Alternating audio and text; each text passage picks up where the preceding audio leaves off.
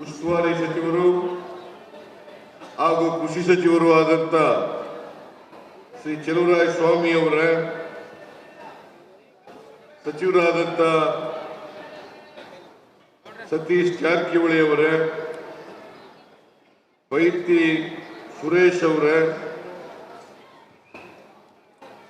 ಶಾಸಕರಾದಂತ ರಮೇಶ್ ಬಂಡಿಸಿದ್ದೇಗೌಡ ಅವರ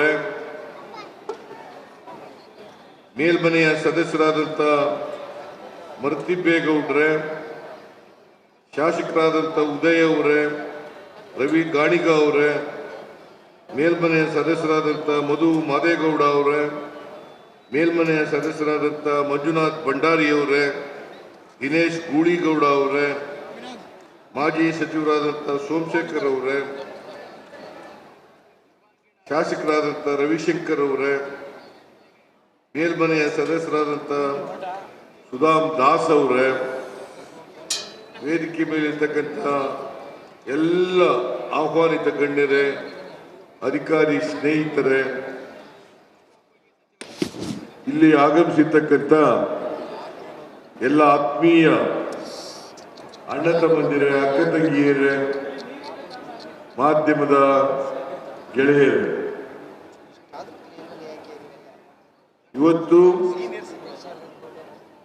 ಮಳವಳ್ಳಿ ಮತಕ್ಷೇತ್ರದಲ್ಲಿ ನರೇಂದ್ರ ಸ್ವಾಮಿಯವರ ನೇತೃತ್ವದಲ್ಲಿ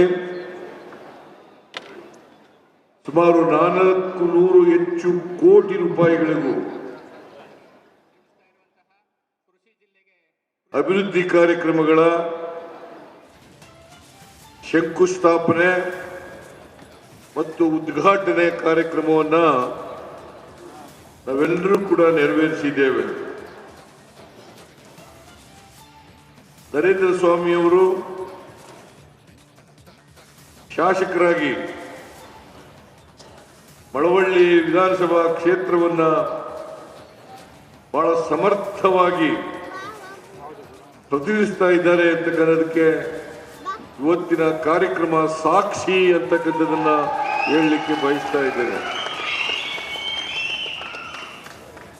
ನರೇಂದ್ರ ಸ್ವಾಮಿಯವರು ಎಲ್ಲ ಮಂತ್ರಿಗಳ ಜೊತೆಲೂ ಚೆನ್ನಾಗಿದ್ದಾರೆ, ಎಲ್ಲರ ಜೊತೆಲೂ ಸ್ನೇಹ ಚೆನ್ನಾಗಿದೆ.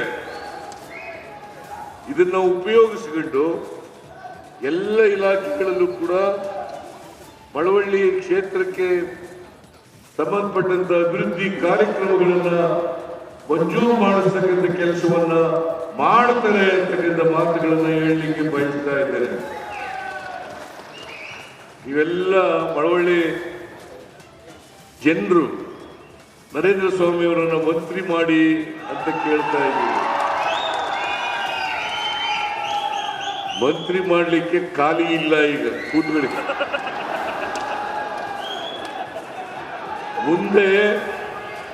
ಮುಂದೆ ರೀಸಫಲ್ ಮಾಡುವಾಗ ನರೇಂದ್ರ ಸ್ವಾಮಿ ಅವ್ರಿಗೂ ಕೂಡ ಅವಕಾಶ ಸಿಗ್ತದೆ ಅಂತಕ್ಕಂಥ ಮಾತುಗಳನ್ನ ಹೇಳಲಿಕ್ಕೆ ಬಯಸ್ತೀನಿ. ಆದ್ರಿಂದ ಈಗ ನೀವು ಒತ್ತಾಯ ಮಾಡ್ತಕ್ಕಂಥದ್ದು ಅದು ನ್ಯಾಯಯುತವಾಗಿದ್ರೂ ಕೂಡ ಇದು ಸಮಯವಲ್ಲ ಅಂತಕ್ಕಂಥ ಮಾತುಗಳನ್ನ ಹೇಳಲಿಕ್ಕೆ ಬಯಸ್ತಾ ಇದ್ದೇನೆ. ಮಳವಳ್ಳಿ ಕ್ಷೇತ್ರದ ಜನತೆ ಯಾವಾಗಲೂ ಕೂಡ ನಮ್ಮ ಅಭ್ಯರ್ಥಿಗಳನ್ನ ಬೆಂಬಲಿಸ್ತಕ್ಕಂಥ ಕೆಲಸವನ್ನ ಮಾಡ್ತಾ ಇದ್ದೀರಿ.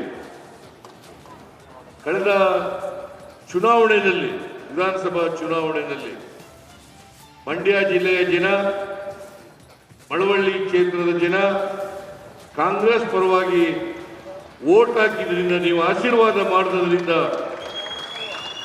ನಮ್ಮ ಪಕ್ಷ ಗೆದ್ದಿದೆ.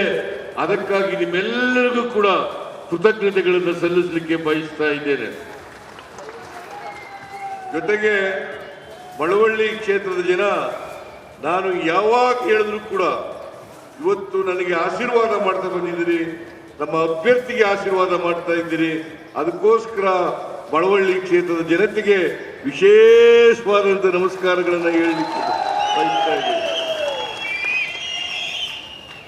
ಒಂದು ರೀತಿ ಮಳವಳ್ಳಿ ಕ್ಷೇತ್ರ ನನ್ನ ಕ್ಷೇತ್ರ ಇದ್ದಾಗೇನೆ ಇದು. ಮಳವಳ್ಳಿ ಕ್ಷೇತ್ರದ ಜನ ಒಳ್ಳೆ ಜನ ಅಂತಕ್ಕಂಥದ್ದನ್ನ ಈ ಸಂದರ್ಭದಲ್ಲಿ ಹೇಳಲಿಕ್ಕೆ ಬಯಸ್ತಾ ಇದ್ದೇನೆ. ಭಾರತೀಯ ಜನತಾ ಪಕ್ಷದವರು ಏನೇ ಆಸೆ ಆಮಿಷಗಳನ್ನು ತೋರಿಸಿದ್ರು ಕೂಡ, ಜೆಡಿಎಸ್ನವರು ಏನೇ ಆಸೆ ಆಮಿಷಗಳನ್ನು ತೋರಿಸಿದ್ರು ಕೂಡ ಆ ಆಸೆ ಆಮಿಷಗಳಿಗೆ ಒಳಗಾಗದೇನೆ ನಮ್ಮ ಅಭ್ಯರ್ಥಿಗೆ ತಾವು ಬೆಂಬಲವನ್ನ, ಸಹಕಾರವನ್ನ, ಆಶೀರ್ವಾದವನ್ನು ಮಾಡುವುದಕ್ಕೆ ಮತ್ತೊಮ್ಮೆ ಎಲ್ಲರಿಗೂ ಕೂಡ ಕೃತಜ್ಞತೆಗಳನ್ನು ಸಲ್ಲಿಸಲಿಕ್ಕೆ ಬಯಸ್ತಾ ಇದ್ದೇನೆ.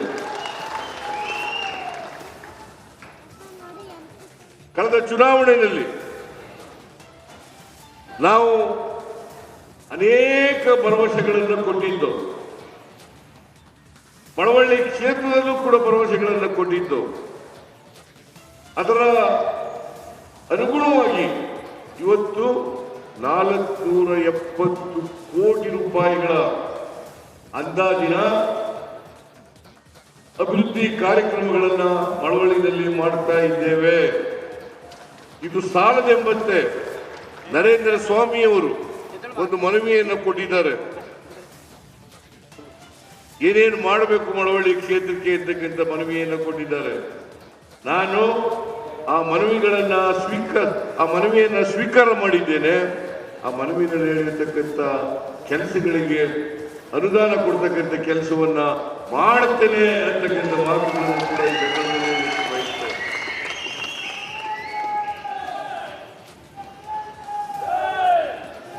ಕಳೆದ ಚುನಾವಣೆಯಲ್ಲಿ ನಾವು 5 ಗ್ಯಾರಂಟಿಗಳನ್ನ ಮಾಡ್ತೇವೆ ಅಧಿಕಾರಕ್ಕೆ ಬಂದ್ರೆ ಅಂತ ಹೇಳಿದ್ದು. ಇವತ್ತು ಬಹಳ ಹೆಮ್ಮೆಯಿಂದ ಹೇಳ್ತೇನೆ, ನಾವು ಅಧಿಕಾರಕ್ಕೆ ಬಂದ 8 ತಿಂಗಳಲ್ಲಿ ನುಡಿದಂತೆ ನಡೆದಿದ್ದೇವೆ. ನಾವು ಕೊಟ್ಟ ಭರವಸೆಗಳನ್ನು ಈಡೇರಿಸಿದ್ದೇವೆ ಅಂತಕ್ಕಂಥ ಮಾತುಗಳನ್ನು ಕೂಡ ಹೇಳಲಿಕ್ಕೆ ಬಯಸ್ತಾ ಇದ್ದೇವೆ.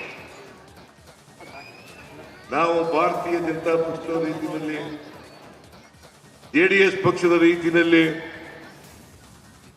ಕೊಟ್ಟ ಮಾತಿಗೆ ತಪ್ಪಿಸಿಕೊಳ್ಳೋರಲ್ಲ. ಏನ್ ಮಾತು ಕೊಡ್ತೇವೆ ಚುನಾವಣಾ ಸಂದರ್ಭದಲ್ಲಿ ಅವನ್ನ 100ಕ್ಕೆ 100 ಈಡೇರಿಸ್ತಕ್ಕಂಥ ಕೆಲಸವನ್ನ ಮಾಡುತ್ತೇವೆ.